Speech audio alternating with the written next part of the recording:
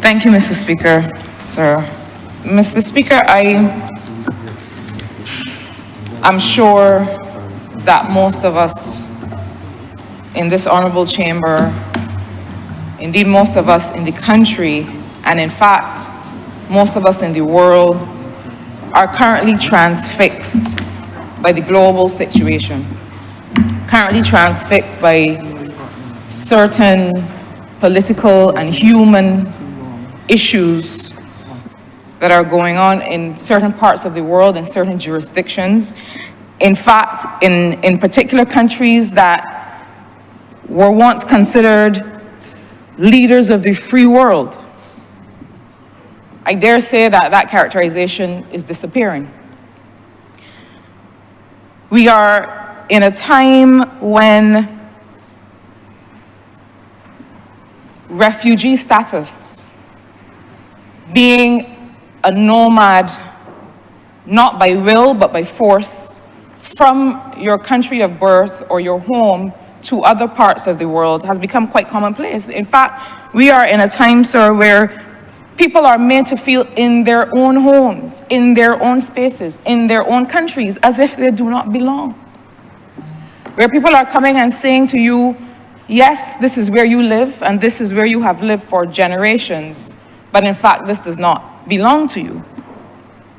And sir, this Caribbean, this Barbados has had the distinction of calling out those injustices far before some of the larger countries and jurisdictions called out those injustices. Recently, based on what is happening with our Palestinian sisters and brothers, but also historically, this Caribbean has stood up for injustice in the face of apartheid South Africa. This is a region, this is a country, this is a part of the world that has been and continues to be an example, a beacon for peace and security, and welcoming those who are made to feel unwelcome in the countries that they once called home. I start there, sir, because I have always considered that the legacy and the values of the Barbados in which I grew up. I start there, sir, because I left Barbados and moved to the Dominican Republic and did a degree in economics in Spanish as part of a scholarship program for the Caribbean, for which I had to qualify, and sat in a classroom with other colleagues, students, predominantly Haitian, who had come over the border to be able to have an education, who, like many in the class, being French speakers as they were, with Spanish-speaking lecturers in classes like econometrics, which in many cases looks like a different language, who had to be made to feel welcome in really what for your average student would have felt perhaps like the most inhospitable of circumstances. And indeed, at that time, there were other dynamics at play that made them feel unwelcome at the time. And those of us, many languages were represented in those classrooms. And we had to find ways, the Jamaicans, the Dominicans, the Barbadians, we had to find ways to make each other feel comfortable. We had to wrap our Caribbean hearts and minds and arms around each other. That has always been the Caribbean way, and I dare say that has always been the Barbadian way. Barbadians left here and went to Guyana long before the majority of Guyanese left Guyana to come here. Barbadians went in search of their own fortunes to Guyana, to Panama. In 1865, Barbadians left and helped to build Liberia. And those lines can be drawn even now. The first time I went to Panama, sir, it is the strangest thing sometimes to feel as though you are looking into the face of a Barbadian and to hear them speak Spanish. You feel as if you know this person. The person looks like somebody from Britain's Hill, from Cozy Corner down with me at Haggett Hall. And then you just hear the most perfect Spanish accent or Spanish language. This is the reality that we have lived, sir. And so to have this free movement of people legislation before us is not a departure from our history, nor is it a departure from the intention of the revised Treaty of Chaguaramas. In fact, it gives life to that intent. Anyone living as a citizen of Caricom has always been aware that that is what has been driving the regional integration movement. And there's so many young people who have felt, quite frankly, disappointed by what Caricom has been able to achieve, who feel limited within the geographical confines of their countries because we made a promise to them about what their lives would look like in the future. You know, we have a running joke among some friends of mine, and I know that one or two of the members here like Star Trek. And one of the things that we would say was that Star Trek lied to us, because we thought that by now we would have, you know, food that would materialize, Earl tea, or you could call for Earl Grey tea, Earl Grey, and again have it appear, you could have all these kinds of things. There was a promise that we made to young people that we would complete the project of movement and real integration, not just in treaties and in documents and in offices, but in the lives of people. And one of the lessons that certainly we have learned about Caricom, and as we live and work to give force to what Caricom is meant to execute, is that often not everybody is ready. And that is why we align ourselves as a part of a coalition of the willing. Not just on this matter, but on several other matters we've had to do that. And Caricom has certainly had many success stories in the RSS and issues of national security and statistical measurement and all kinds of things. But in this, we have not moved as quickly as the promise that we made towards children and grandchildren. And so if now we have a coalition of the willing, of Dominica, of Barbados, of St. Vincent and the Grenadines and Belize, to be able to start this project, you know, we in this Barbados Labour Party administration often remind ourselves that perfection is the obstacle to progress. And we sometimes sit down and wait till we have every single thing in place. And I find that perhaps culturally as a Caribbean space, we are very good at correcting and policing and saying, no, that don't belong here, put it back there. But we are not so good at moving. We have to move. We have to try something.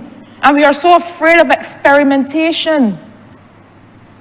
We are so afraid to start something and to course correct while we are doing it.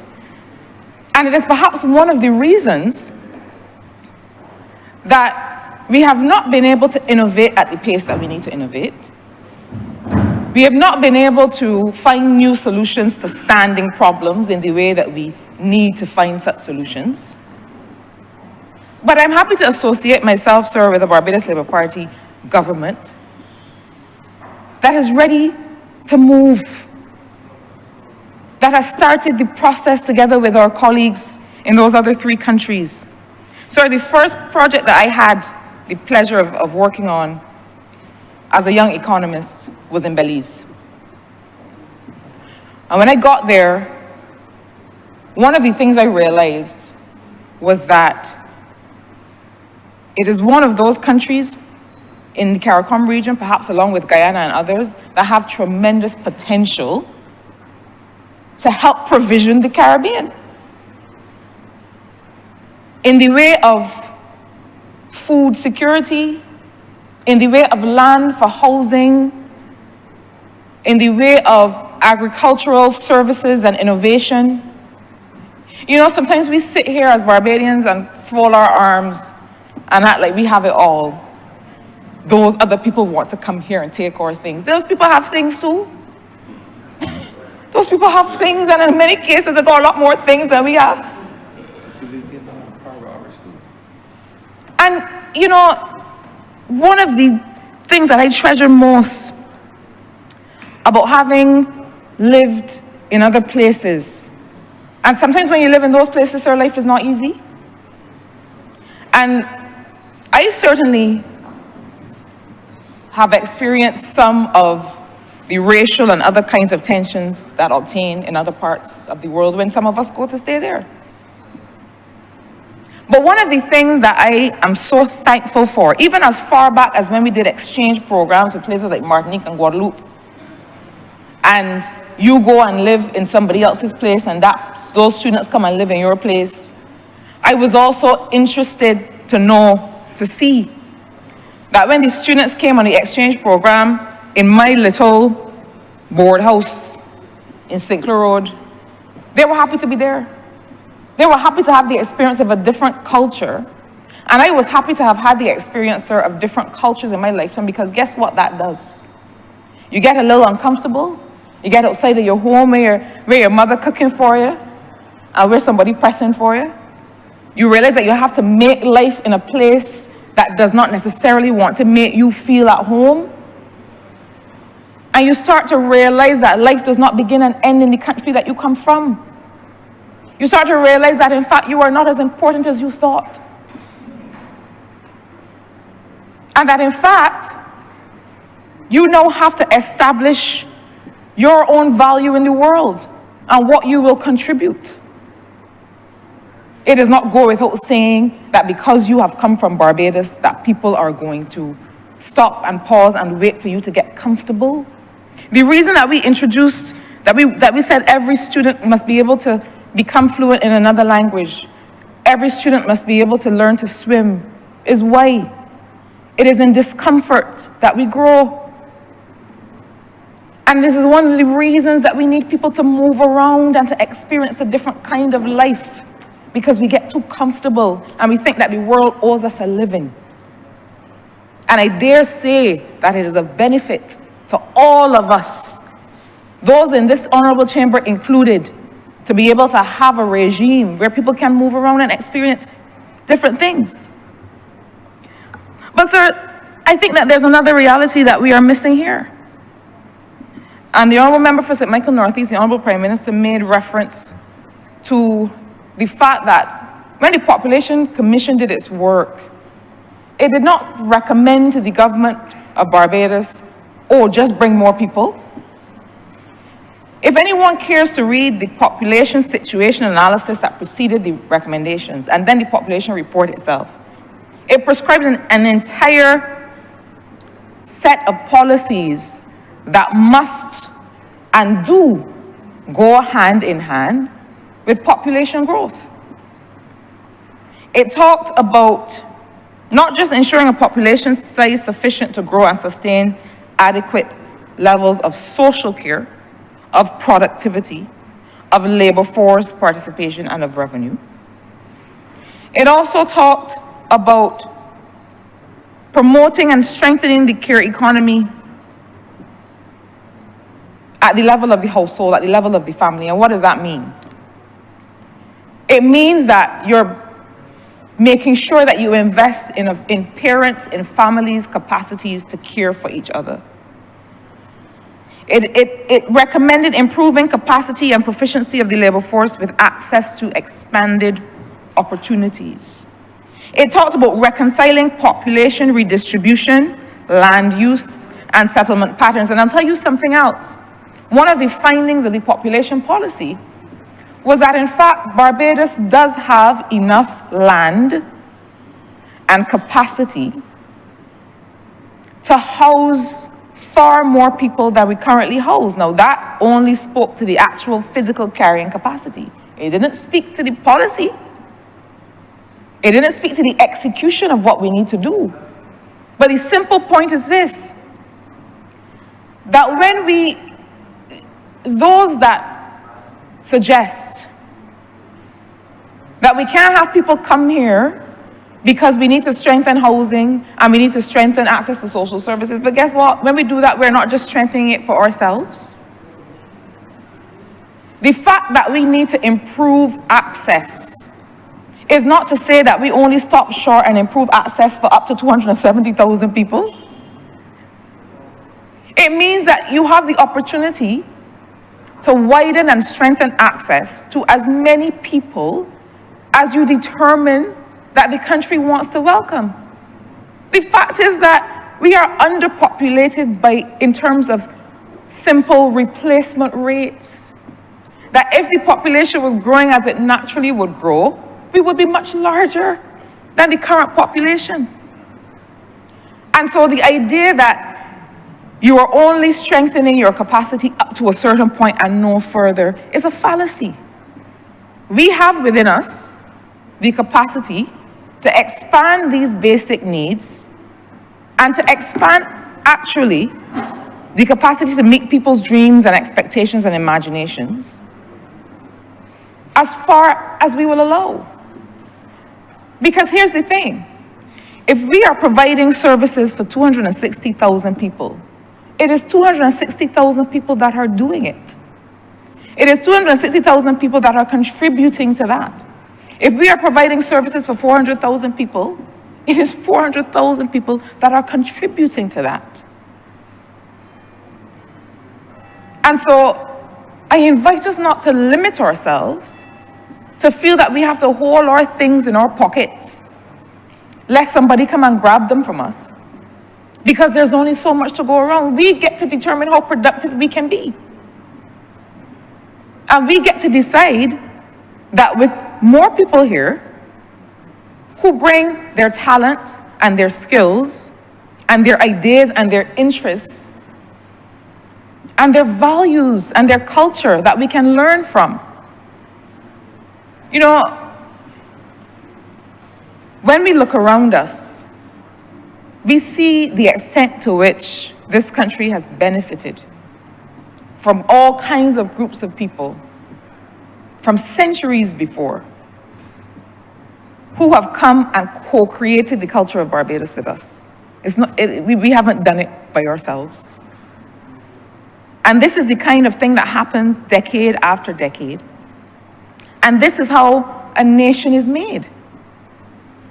But the interesting thing that the situational analysis from the population policy also showed us is that, guess what?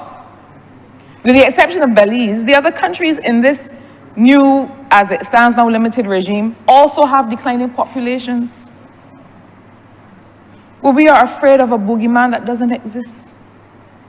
Because the simple fact is that these countries are not themselves overrun and overpopulated such that they are all going to seek to flee and come to Barbados.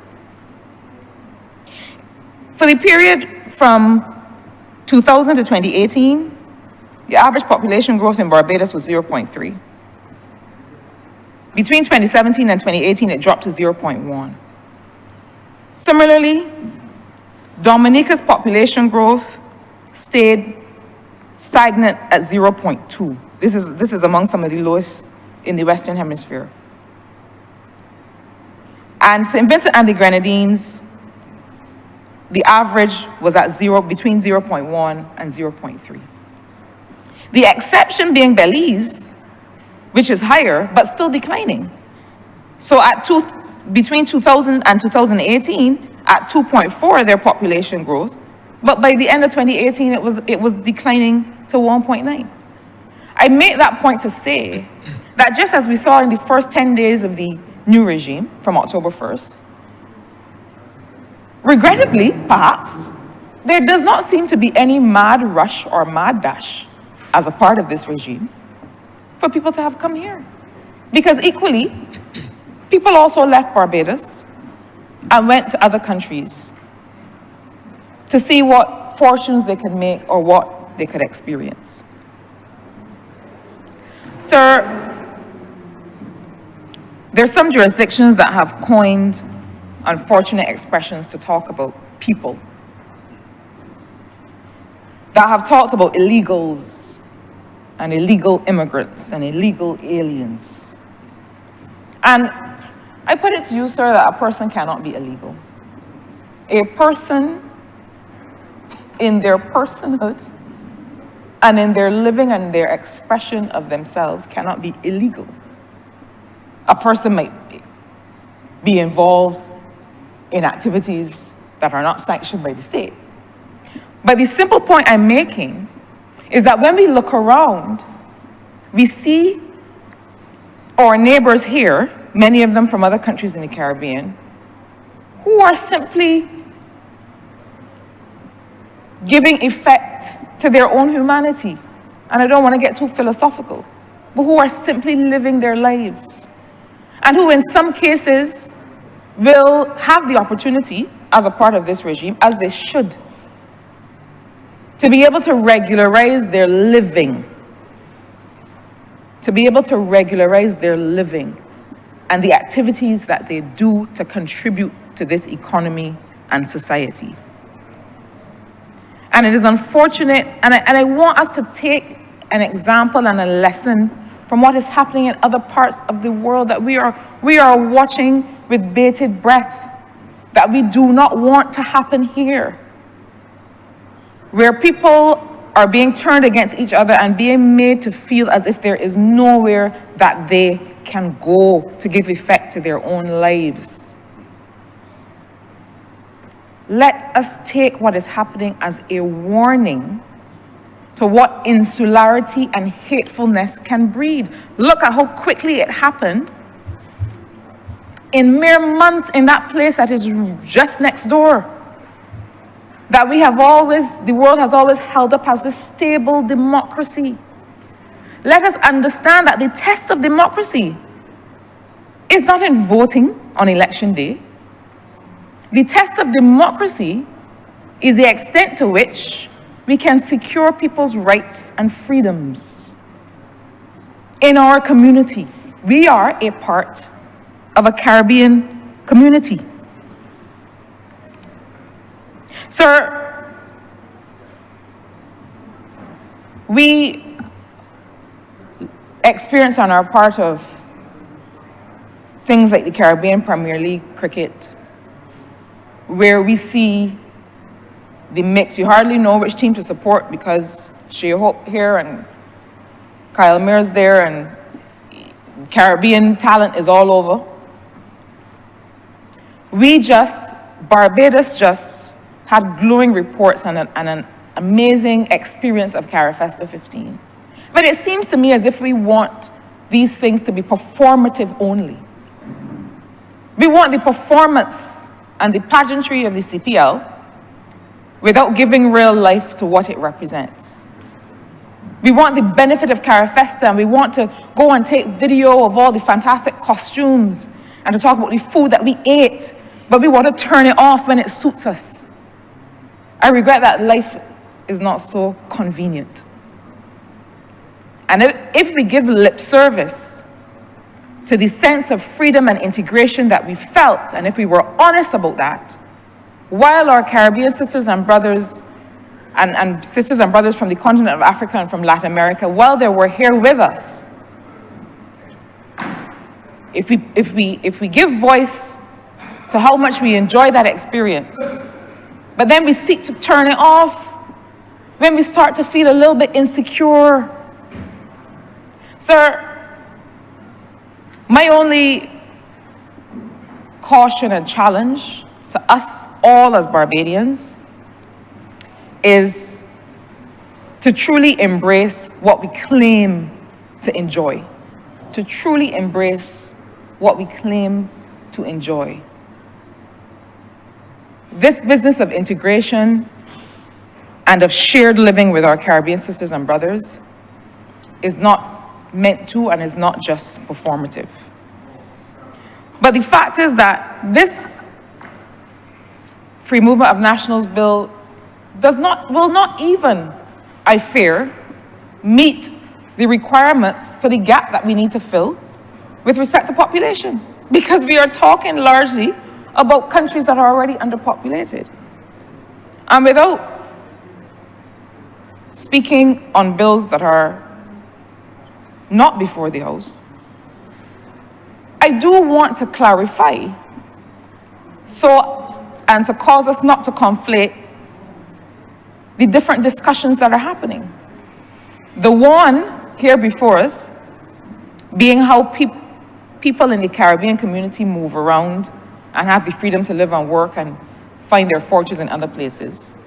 And the other being a program of managed migration and citizenship that will give life and reality to what so many Barbadians in the diaspora have been calling for decades, to really feel a connection to the home of their origin, to the place of their origin.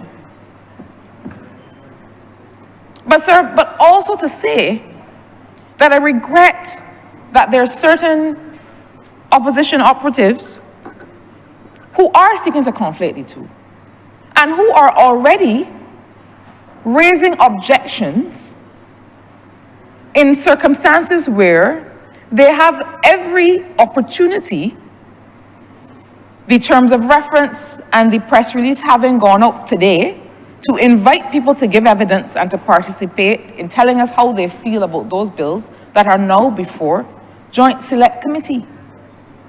It seems to me that if your first port of call is to stand up and start a quarrel at a press conference, you don't really have anything of substance to contribute to any amendment to the bill, because you have weeks before you to come and sit in a civilized way and give evidence before the committee that I have the honor to chair and tell us what is the disquiet that you are experiencing?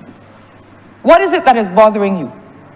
Or would you rather just make it again about pageantry? Would you rather just make it again about using it simply as an opposition moment, because quarreling is really the only capacity that you carry in your bowels, rather than coming and bringing the actual feedback to the Committee of Parliament? I do not think that Barbadians realize sometimes, and I have no problem reminding us all, that the establishment of these three committees is an expansion of democratic opportunity. There were times that bills came to Parliament and there was no opportunity for the public or for any group to come and say, I don't like this bill, I would change this, this and that. If people bothered to, and I would like to call on the government from this place to please not abandon the cybercrime legislation, because it is the product, the bill is improved by having gone before that same committee. It is the product of much debate and discussion and has benefited from Barbadians and others coming and saying how they would improve or amend the legislation, and many of those amendments were made. The process works. And so there is every opportunity to come before the Joint Select Committee on Governance and Policy and to say, how would you improve? How would you change? If there is, in fact, something that you have of substance to say. That is how this government has sought to expand the democratic process, to make sure that everybody has a chance to have a voice on the legislation that affects them. So, sir, I will not detain the House much more, except to say that this legislation represents the courage to act. This legislation comes at a time when cowardice is often taking over many democracies that we thought knew better.